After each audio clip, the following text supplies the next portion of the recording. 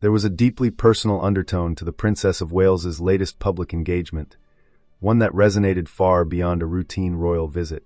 When Catherine, Princess of Wales, arrived at the Christie Cancer Centre in Manchester, she was stepping into an environment that reflected a journey she understands in a uniquely personal way. After revealing her own cancer diagnosis in 2024 and later confirming she had completed chemotherapy, the princess's visit carried a significance that many patients and staff immediately recognized. Here at Royal Scope, we often examine the public role of the royal family, but some engagements reveal a more human side of royal life. This visit to the Christie was one of those moments. Rather than focusing solely on official duties, Catherine spent time listening to patients, clinicians, researchers, and families navigating the realities of cancer treatment every day. The Christie is widely recognized as one of Europe's leading cancer centers, combining specialist treatment with pioneering research and clinical trials. During her visit, the Princess of Wales learned more about the hospital's work in developing innovative therapies and improving outcomes for thousands of patients across the United Kingdom. She met healthcare professionals working on the front lines of cancer care and heard directly about the challenges and breakthroughs shaping modern treatment.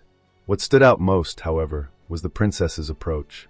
Reports from the visit highlighted how Catherine chose to spend time with patients where they were receiving care, ensuring that those undergoing treatment did not have to make special arrangements to meet her.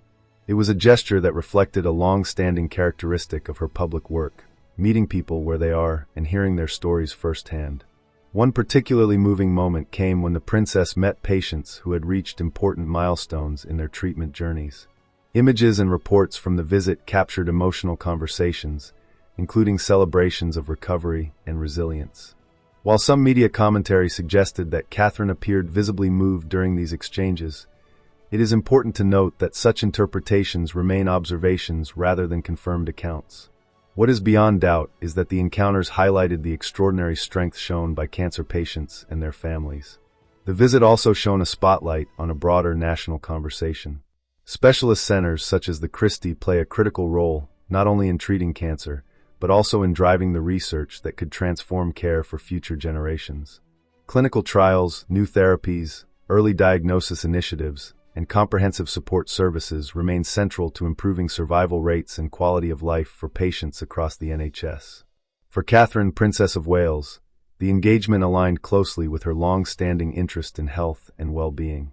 Yet it also reflected something more personal. As someone who has publicly discussed her own cancer experience, her presence at the Christie carried a message of solidarity, one that many patients appeared to appreciate. It demonstrated how royal engagements can bring national attention to institutions performing essential work, while also recognizing the people at the heart of that work. Meanwhile, elsewhere in the royal calendar, Queen Camilla represented His Majesty King Charles III at one of Britain's most historic ceremonial occasions, the annual Founders' Day Parade at the Royal Hospital, Chelsea. Known traditionally as Oak Apple Day, the event commemorates the founding of the Royal Hospital, Chelsea, by King Charles II in 1682 and honors the service of the Chelsea pensioners. As reviewing officer, Queen Camilla inspected the ranks of pensioners and joined guests in celebrating an institution that has become a lasting symbol of military service and national gratitude. If you are enjoying this analysis, subscribe to Royal Scope, like the video, and share your thoughts in the comments. Which royal engagement this week stood out most to you? The Princess of Wales's emotional visit to the Christie, or Queen Camilla's appearance at Founders' Day? Queen Camilla's attendance also carried symbolic significance through her choice of jewelry. She wore the Jardine Star brooch, a treasured piece closely associated with the late Queen Elizabeth II. Gifted to Queen Elizabeth in 1981 by Lady Jardine, the diamond brooch became one of the late monarch's most recognizable and frequently worn pieces, making its appearance a subtle reminder of continuity between generations of the royal family. Taken together, these two engagements showcased different dimensions of modern royal service. In Manchester, Catherine, Princess of Wales, highlighted compassion, recovery, and the importance of cancer research. In London, Queen Camilla upheld centuries-old traditions honoring military service and national history. Both appearances served as reminders that while the royal family operates within the framework of ceremony and duty, its most memorable moments often emerge through personal connection, whether comforting those facing illness or recognizing those who have dedicated their lives to service.